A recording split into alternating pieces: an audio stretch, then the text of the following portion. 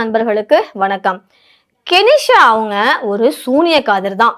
கண்டிப்பா அந்த பெரிய பொட்டு வச்சுக்கிட்டு கிராமத்துல எல்லாம் இருப்பாங்க இல்லையா, அது மாதிரி ஒரு சூனியக்காரி தான்ன்ற மாதிரி அவங்களுடைய ஃப்ரெண்டே வந்து சொல்லியிருக்கிறாங்க. அதை பத்தி நம்ம ஷோல பார்க்கலாம் வாங்க. இப்ப சிங்கர் கெனிஷா பிரான்சிஸ் அப்புறம் அவங்களுடைய ஃப்ரெண்ட் மெர்லின் இவங்க ரெண்டு பேருக்குமே இடையிலே ஒரு சண்டை நடந்திருக்கு. அதுவும் துபாயில இப்படி ஒரு மோதல் வந்து நடந்திருக்குது. அந்த மோதலுக்கு பின்னால என்னதான் இருக்குது, எதுக்காக இவங்க மோதிக்கிட்டாங்கன்ற மாதிரி நிறைய உண்மைகள் இப்ப வெளிவந்திருக்கு. ஒரு பேட்டியில அவங்க விரிவா பேசியிருக்காங்க. ஏன்னா லாஸ்ட் டைம் ஒரு லோக்கல் சேனலுக்கு அவங்க வந்து ஒரு இன்டர்வியூ கொடுத்திருந்தாங்க. அதுல வந்து அவங்க ப்ரொடியூசர் பாலாஜி பிரபு அப்படி வந்து நிறைய விஷயங்கள் பேசியிருக்கிறாங்க. ஸோ அதை பத்திலாம் நம்ம இந்த வீடியோல பார்க்கலாம். அந்த யூடியூப் சேனல் நேம் கூட அறம் நாடு அப்படின்ற சேனலுக்கு தான் வந்து பாலாஜி பிரபு அவங்க வந்து பேட்டி கொடுத்திருந்தாங்க. அதுல கெனிஷா பிரான்சிஸ் அவங்களுடைய க்ளோசஸ்ட் ஃப்ரெண்ட்னா மெர்லின் அவங்கள சொல்லலாம். ரீசெண்டா அவங்களுமே ஒரு பேட்டி கொடுத்திருந்தாங்க.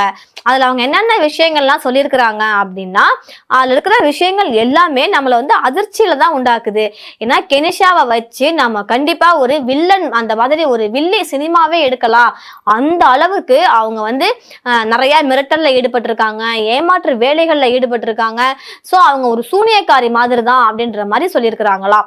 இப்ப கிராமத்துல எல்லாம் பாத்தீங்கன்னா மூஞ்சி ஃபுல்லா மஞ்சளை பூசிக்கிட்டு ரெட் கலர்ல பெரிய பொட்டு வச்சுக்கிட்டு சூனியக்காரி மாதிரி நிறைய நபர்கள் இருப்பாங்க இல்லையா, அவங்களுடைய அந்த அட்வான்ஸ்டு ஸ்ட்ரக்சர், அதாவது ஸ்பிரிச்சுவல் ஹீலர் அப்படின்னு சொல்லக்கூடிய ஆன்மீக மருத்துவர் அப்படின்ற பெயர்ல மன உளைச்சல்ல இருக்கக்கூடியவங்களை தன்னுடைய வசப்படுத்தி அந்த வசியம் பண்ணுவாங்க இல்லையா, அது மாதிரி வசப்படுத்தி ஏமாற்று வேலைகளை கெனிஷா வந்து கோவாவுல செஞ்சுக்கிட்டு வந்துட்டு இருக்காரு.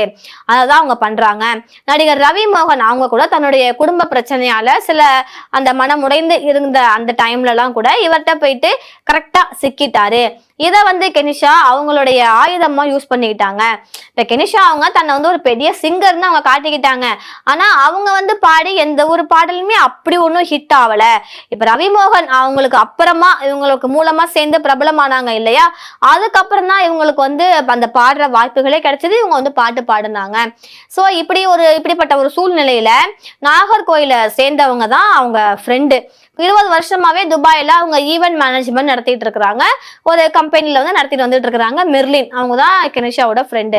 துபாயில ஒரு ஆர்கெஸ்ட்ரா நடத்துறதுக்காக கெனிஷாவை கிட்டத்தட்ட 9 lakhs கொடுத்து 9 lakhs சம்பளத்துக்கு வந்து கான்ட்ராக்ட் மூலமா ஒப்பந்தம் பண்ணியிருக்கிறாங்க. அவரோட சேர்ந்து 6 பேருக்கு அந்த ஃபிளைட்ல டிக்கெட், பிசினஸ் கிளாஸ் டிக்கெட்டு, அப்புறம் வந்து பயங்கரமான சொகுசு காரு, 5 ஸ்டார் ஹோட்டல்ல தான் ஸ்டே பண்ணுவாங்க. அந்த மாதிரி மாசா எல்லாத்தையுமே ஏற்பாடு பண்ணியிருக்காங்க மெர்லின் அவங்க. அதே மாதிரி கெனிஷா அவங்க நான் வரும்போது ரவி மோகனையும் நான் கூட அழைச்சிட்டு வர்றேன் அப்படின்னு சொன்னதுனால மெர்லின் வந்து டபுள் டமாக்கா அவங்களுக்கு வந்து ஆகிடுச்சு. ஏன்னா ஒரு செலிபிரிட்டி வர்றாங்கன்னா அது ஹாப்பி தானே ஒரு ஈவெண்ட்டுக்கு. ஸோ துபாய் ஹோட்டலுக்கு அவங்க வந்த போது கூட அங்க இருந்த நிலைமை வந்து அப்படியே வந்து தலைகீழா வந்து மாறிடுச்சான்.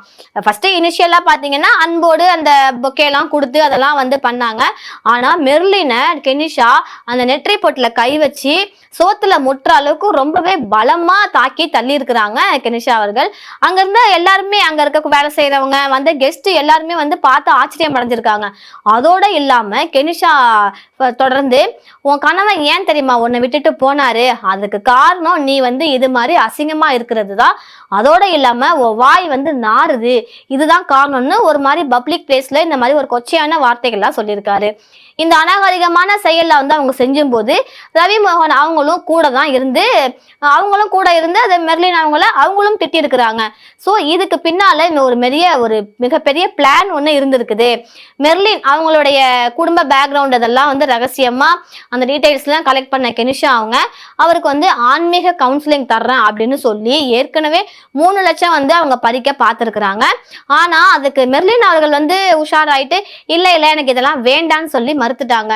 இருந்தாலும் நான் கேட்ட பணத்தை கண்டிப்பா நீங்க கொடுக்கணும், இல்லைன்னா நான் இந்த மாதிரி வன்மம் தான் செய்வேன் அப்படின்ற மாதிரியும் கெனிஷா வந்து அந்த இடத்துல நடந்துகிட்டு இருக்காங்க. ஸோ இதை தொடர்ந்து ஃபைனலா ஃபங்க்ஷன்லாம் நடந்துகிட்டு இருக்கு.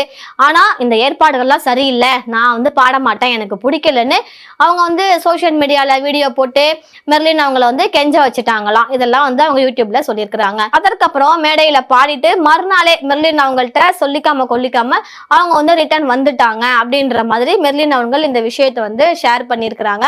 அதோட இல்லாம இவங்க இப்படிதான் வந்து மிரட்டி பணம் பறிக்கிறாங்க, எல்லாத்துக்கும் மேல ஒரு பப்ளிக் பிளேஸ்ல எப்படி பேசணும்னே தெரியாது, என் நெத்தி பொட்டுல அவங்க கை வச்சு அழுத்தினப்ப என்னால எதுவுமே பண்ண முடியல. ஏன்னா அவங்க வந்து ஒரு கெஸ்ட், ஒரு ஸ்டாரோட அவங்க வர்றாங்க, ரவிமோகன் அப்படின்ற ஒரு மிகப்பெரிய ஸ்டாரோட அவங்க வர்றாங்க. ஸோ எல்லாருக்குமே ரவிமோகன் அவர்களை வந்து தெரியும், அவங்களுடைய ஃபேன்ஸும் அங்க இருக்கிறாங்க, எல்லாருமே பார்த்துக்கிட்டு இருக்கிறாங்க, கெஸ்ட்டும் பாக்குறாங்க, இந்த ஈவென்ட் மேனேஜ்மெண்ட்ல இருக்கக்கூடிய பணி செய்யக்கூடிய அந்த லேபர்ஸ் அவங்களும் அந்த ஸ்டாஃப் எல்லாருமே பாக்குறாங்க. ஆனா கெனிஷா அவங்க நெத்திப்பட்டுல கை வச்சு தள்ளி விடுறாங்க. அந்த தள்ளும் போது அது எப்படி இருந்துச்சுன்னா, எங்க கீழே போய் விழுந்துருவனோ, செவத்துல முட்டிப்பனோ அப்படின்ற மாதிரி இருந்துச்சு. ஸோ அதை தொடர்ந்து உன் ஹஸ்பண்ட் இப்ப உன் கூட இல்ல, உன்னை விட்டு போயிட்டாரு இல்ல, அதுக்கு காரணம் நீ வந்து அசிங்கமா இருக்க, அதுதான். ஏன்னா உன் அழகு வந்து அவருக்கு பிடிக்கல, நீ அழகா இல்ல, நீ அசிங்கமா இருக்கிறது தான் காரணம், இதனாலதான் அவர் வந்து உன்னை விட்டு போயிட்டாரு.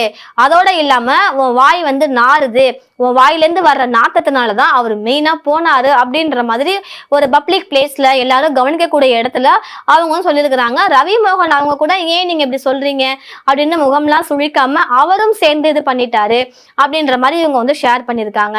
ஸோ கெனிஷா அவங்க வந்து ஒரு சூனியக்காரி மாதிரி தான், அவங்கள்ட்ட ஹீலிங்க்கு வருவாங்க இல்லையா, நான் வந்து ஸ்பிரிச்சுவல் ஹீலிங் தர்றேன் அப்படின்னு சொல்லி அவங்க குடும்ப விஷயங்கள்லாம் தெரிஞ்சுக்கிட்டு அவங்கள தன்வசப்படுத்துவாங்க. இப்படிதான் மெர்லின் அவங்களுடைய அவங்களுடைய ஃபேமிலி பத்தி, அவங்க ஃபேமிலி எப்படி, அவங்களுக்கு என்னென்ன பிரச்சனைகள் இருக்குது, என்ன மாதிரி எல்லா டீடைல்ஸுமே கலெக்ட் பண்ணிட்டு உனக்கு வந்து இப்ப அந்த ஆன்மீக ரீதியிலான அந்த ஹீலிங் வந்து உனக்கு தேவைப்படுது, நீ வந்து எனக்கு 3 lakhs கொடு, இதுக்காக நான் வந்து உன்னை ஹீல் பண்ணி விடுறேன் அப்படின்ற மாதிரிலாம் அவங்க வந்து பேசினதாகவும் மெர்லின் அவங்க வந்து உஷாராகி இல்ல இல்ல எனக்கு இந்த ஹீலிங்லாம் வேண்டாம், என்னால பணம்லாம் தர முடியாதுன்னு இவங்க வந்து மறுத்துட்டாங்க. இருந்தாலும் இப்ப துபாயில ஒரு ஈவெண்ட் நடக்குது அப்படின்னா செலிபிரிட்டிஸ்லாம் கண்டிப்பா கூப்பிடுவாங்க தான். அதுவும் மெர்லின் அவங்களுடைய ஃப்ரெண்டு கெனிஷா அப்படின்றதுனால இவங்களும் சிங்கர், நிறைய பாட்டு பாடியிருக்காங்க. இனிஷியலா இவங்க எதுவும் பாட்டு பாடி ஃபேமஸ் ஆகல அப்படின்னா கூட இப்ப ஆர்த்தி ரவி, அதுக்கப்புறம் ரவி மோகன், இவங்களுடைய டிவோர்ஸ்க்கு அப்புறமா கெனிஷா அப்படின்றவங்க நிறைய பேருக்கு வந்து பரிச்சயமானாங்க. ஃபங்க்ஷனுக்கு ஒன்னா ட்ரெஸ் போட்டு போனாங்க, நிறைய இடங்கள்ல நம்ம வந்து இவங்க 2 பேரும் ஒன்னா வர்றத பார்த்தோம். இவங்கள பார்த்தே உச்ச நடிகர் காப்பி அடிச்சாரு அப்படின்ற மாதிரிலாம் ஸ்டோரி இருக்கு. ஸோ இதோடைய கண்டினியூவேஷனா பாத்தீங்கன்னா கெனிஷா அவர்கள் கோவாவில் இது நடத்திட்டு இருக்கிறாங்க. அங்கதான் வந்து ஜெயம் ரவி அவர்கள், ரவி மோகன் அவர்கள் வந்து அவங்களுடைய குடும்பத்துல ஏற்பட்ட இஷ்யூனால கொஞ்சம் மனசு உடைஞ்சு போய் மன உளைச்சல்ல இருந்தப்ப கரெக்டா கெனிஷா அவங்க கண்ணில் பட்டிருக்காங்க. இந்த சூழ்நிலைய அவங்க தன்வசப்படுத்தி சாதகமாக்கி இவங்கள வந்து வசியம் பண்ணி அந்த பிரச்சனைய வேற லெவல்ல கொண்டு போயிட்டாங்க. கடைசியா கெனிஷா வந்து விட்டுட்டு போனப்ப கூட ஜெயம் ரவி அவர்கள் பிரஸ் பார்த்து எந்த அளவுக்கு அவங்க ஆக்ரோஷமா கத்துனாங்க. அதாவது அவங்க நியாயமா தான் பேசினாங்கன்னு வச்சுங்களேன், என் பிள்ளைங்கள நான் பார்த்துட்டு தான் இருக்கேன், நான் செலவு தான் பண்றேன் அப்படின்ற மாதிரி நிறைய விஷயங்கள் வந்து நடந்துச்சு. ஸோ மெர்லின் அவர்கள் வந்து இதுதான் சொல்லியிருக்கிறாங்க, கெனிஷா ஒரு சூனியக்காரி கிழவி மாதிரி தான், கிழவின்னு சொல்லல, சூனியக்காரி மாதிரி தான். அந்த சூனியக்காரி அவங்க என்ன வேலை செய்வாங்களோ அதைத்தான் இவங்களும் செய்யறாங்க, அவ கண்டிப்பா நல்லவங்களே கிடையாது, வாண்டடா வந்து சண்டை போட்டாங்க, நம்ம கேட்கிற பணத்தை அவங்களுக்கு கொடுத்துடணும், அப்படி கொடுக்கலன்னா அவங்க இப்படிதான் பண்ணுவாங்க அப்படின்ற மாதிரி நிறைய விஷயங்கள் அவங்க வந்து ஷேர் பண்ணாங்க. இதையெல்லாம் கேட்கும்போது ரவி மோகன் இருக்காங்க இல்லையா, அவங்க ஃபேன்ஸ்கே வந்து அதிர்ச்சி ஆகுது.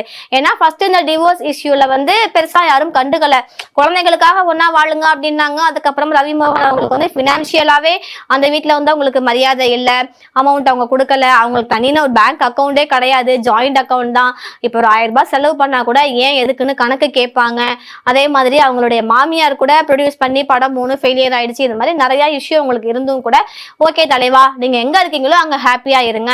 ஸோ இந்த மேரேஜ் அதெல்லாம் தாண்டி அதெல்லாம் பழைய காலம், தாலி கட்டிக்கிட்டு குடும்பம் நடத்திக்கிட்டு வாழ்ந்துக்கிட்டு அதெல்லாம் பழைய காலம். இப்ப லிவிங் டுகெதர் ஆப்ஷன் வந்துடுச்சு இல்லையா, அதனால நீங்க வந்து எப்படினாலும் நீங்க சந்தோஷமா இருங்க. ஏன்னா அடுத்து கராத்தே பாபு அப்படின்ற ஒரு படம் வர இருக்குது. ஸோ அதை எதிர்பார்த்து ரசிகர்கள் எல்லாம் காத்துட்டு இருக்கிறாங்க. நீங்க கெனிஷாவோட இருந்த என்ன, ஆர்த்தியோட இருந்த என்ன, நீங்க ஹாப்பியா இருங்க, அது போதும், இப்ப நீங்க ஹாப்பியா இருக்கீங்கல்ல அது போதுன்ற மாதிரி தான் ரசிகர்கள் இருந்தாங்க.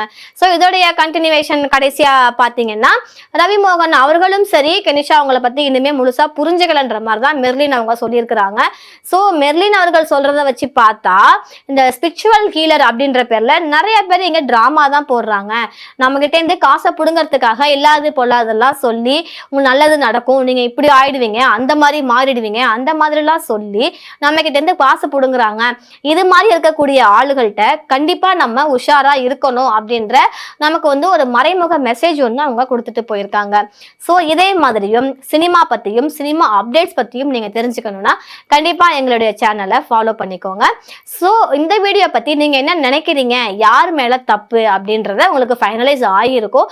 உங்களுடைய தாட் என்ன அப்படின்றத மறக்காம எங்களுக்கு கமெண்ட் செக்ஷன்ல சொல்லிடுங்க. இதே மாதிரி இன்னொரு வீடியோல நான் உங்களை மீட் பண்றேன். தேங்க்யூ.